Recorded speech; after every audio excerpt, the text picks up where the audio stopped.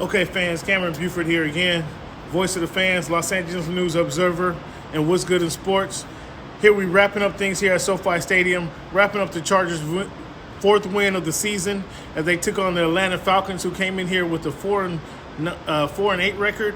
The Chargers had a 3-9 record after today. Now they're 4-9 record, so they have the same record. The Chargers had 3 turnovers today. They were +2 in the turnover battle. When they win the turnover battle since Anthony Lynn has been the head coach, they are 20-3 when they have a positive turnover margin. That's why Anthony Lynn's continuously coaching win the turnover battle, as most any coach would. SoFi Stadium, as you see.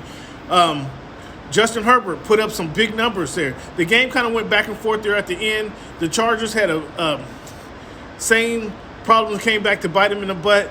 Their clock management at the end of the half is abysmal. They had the same problem the last 2 weeks. They had a really bad issue. Today it didn't cost them as much, but it did cost them 3 points right there at the end of the half. Inside with the clock running, they run the ball with less than 20 seconds to go. They're not able to get the field goal unit back on the field. They're not able to spike the ball to stop the clock, and they gave away 3 points. It just let it wash away. Bad turnover margin. You're going to hear Anthony Lynn address that here in the post-game press conference, but it's a bad look all the way around. Towards the end of the game, both teams try to give the game away, honestly. Justin Herbert threw an interception.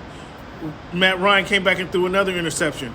The Chargers were fortunate enough, Michael Davis got an interception with under a minute to go. The Chargers then drove down the field with, 45 seconds to go. Justin Herbert gets his first game-winning drive of the season, of his career as well. Michael Badgley gets his first game-winning kick of his career. Justin Herbert, what he did tonight is the fourth, with 2 touchdown passes he had in the game, he became the 4th quarterback to throw for 25-plus touchdown passes in his rookie year. I'll let you guess who the other 3 quarterbacks were. We'll talk about that later. Also, he in his 2 touchdowns, the 8th time he threw multiple touchdown passes in this rookie season. A tremendous season he's having. If you don't know, he's over 3,500 yards passing for a rookie. He's at the top of the list of doing that. And his go-to guy, Keenan Allen, passes Julio Jones and Antonio Brown for the most catches within 100 games. He actually played 99th game was today. He ended up with 623 receptions. The other guys, Antonio Brown has 622. So he eclipsed them both and has the most catches in less than 100 games. The stat is 100 games. He did it in less than 100 games. His 99 games, actually.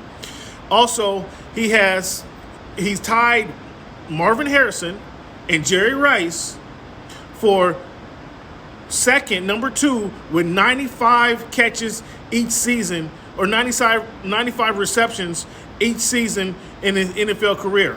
The most 95 reception games in his career.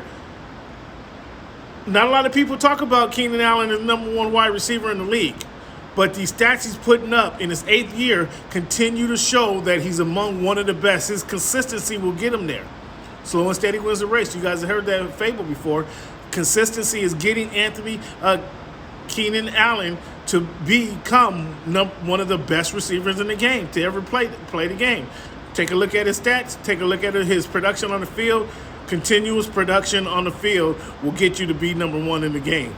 And he's showing that he's among the top receivers in the game. Also, Austin Eckler. And his first game, or not his first game back, this is his 3rd game back from being off for a month for the hamstring/knee injury. He's had 9 receptions today. That's his 3rd game with 9 or more receptions. The first time a running back has had that many touches or out of the backfield since 1982 for the Chargers. Pretty impressive stat, meaning they're using them a lot. Using them in the running game, using them in the passing game. He had 150 yards from scrimmage, over 150 yards from scrimmage today, 24 touches. So I know he's racing to that to the cold tub to kind of chill those muscles off. They play the Raiders. Quick turnaround this week. It's Sunday now. They play the Raiders on Thursday. So it's a quick turnaround that they're going to have to do. Kind of have to zero in and focus and bring this game-winning energy to Las Vegas, to their brand new stadium in Las Vegas. So we'll see how they do. Stick with me. I may be there, may not be there. We'll see. I'm trying to get there, obviously.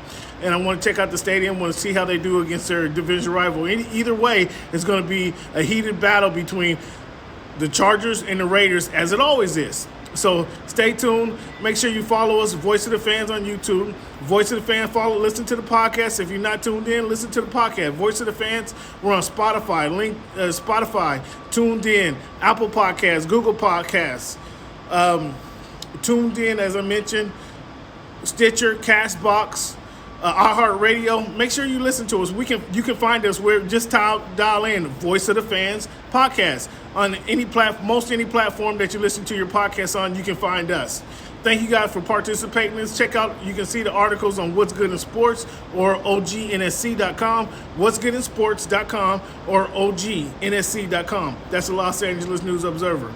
But make sure you guys find us. And fans, I want to thank you guys. Make sure you tune in and subscribe. Hit the subscribe button for this very YouTube show right here. And then also make sure you subscribe to our Voice of the Fans podcast. Rate and review the podcast if you haven't yet already.